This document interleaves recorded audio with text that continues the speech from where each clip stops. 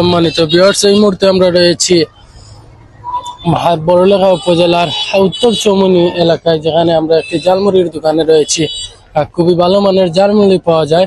আপনারা এই মুহূর্তে কারা কারা এসপিটিভির এই ভিডিওটি দেখছেন এবং অথবা পরবর্তীতে যারা দেখছেন, সবাইকে ক্রাশ প্রীতি এবং শুভেচ্ছা জানাচ্ছি। এই মুহূর্তে আমাদের এসপিটিভির চেয়ারম্যান একটি জালমুড়ি অর্ডার করেছেন এবং তিনি খেয়ে এর টেস্ট আমাদের জানাবেন। খুবই ভালো মানের জালমুড়ি মিলে আপনারা দেখতে পাচ্ছেন উনি জালমুড়ি বানাচ্ছেন, কিন্তু মাঝে মধ্যে উনি প্রচন্ড জাল দিয়ে দেন, ফলে জালের কারণে অনেক হসপিটাল যেতে হয়, হসপিটাল গিয়ে প্রচুর টাকা খরচ করতে হয়।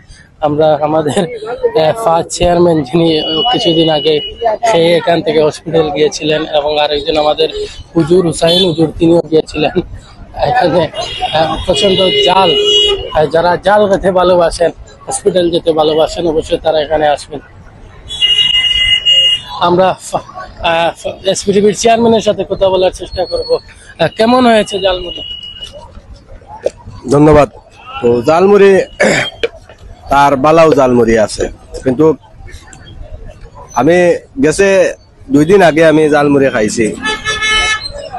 তো যে নাগামরিচটা দিছে আর কি, নাগামরিচ খাওয়ার বাদে আমি বিশ্বাস সুরক্ষা আমি হসপিটাল যাওয়া লাগছে, গিয়া গ্যাস্ট্রিকের একটু বেশি সমস্যা, পেটের বাজে খুব জ্বালা যন্ত্রণা করছে আর কি। তো আপনারা যদি জালমুড়ি খান, অবশ্যই তার জালমুড়ি আবার বালা, কিন্তু জালটা আপনারা কমাইয়া খাইবা। ইয়া কইবা না যে জাল দেওয়ার, যে জাল দেয় আর কি, কিতা নাগামরিচর কিতা আচার দিলে আস্তা ভিতর তোর জ্বলি যায় আর কি। বাদে আমার টাকা প্রায় 500-600 টাকা লাগছে। ও ডাক্তারে ঔষধ দিছেন, আমরা নজরুল ভাই ডাক্তার, তাই হসপিটাল বই তানোর গেছে গিয়াত আমি চিকিৎসা নেওয়ার বাদে ভালো হয়েছি। তো আপনারা যারা আছেন আইবা, তার দোকানও আইবা। এটা পড়ছে শাহবাজপুরের রোডও পয়েন্টও তার দোকান। জালমুড়ি খুব মজার, জালমুড়ি খুব ভালা, কিন্তু আপনারা জাল কমাইয়া খাইবা আর কি, বেশি খাইবা না। তো খুব স্বাদ এবং খুব টেস্ট। তো আমরা তার কাছ থেকে আমরা জানি যে আইটেম কতটা আছে ভাই না। আমাদের রুগী হুজুর হঠাৎ করে অসুস্থ হয়ে পড়েছিলেন। সন্ধ্যার সময় উনি জালমুড়ি খেয়েছিলেন।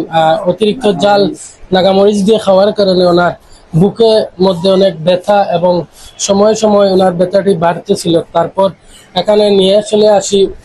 প্রথমত আমরা লোকেশনটা খুঁজে পেতে অসুবিধা হয়েছিল। তারপর খুঁজে পাওয়ার পর আমরা এসেছি এবং ওনার কাছ থেকে পরামর্শ এবং উনি ওষুধ যেগুলো দিয়েছেন সেগুলো দিয়ে উনি এখন মোটামুটি সুস্থ রয়েছেন।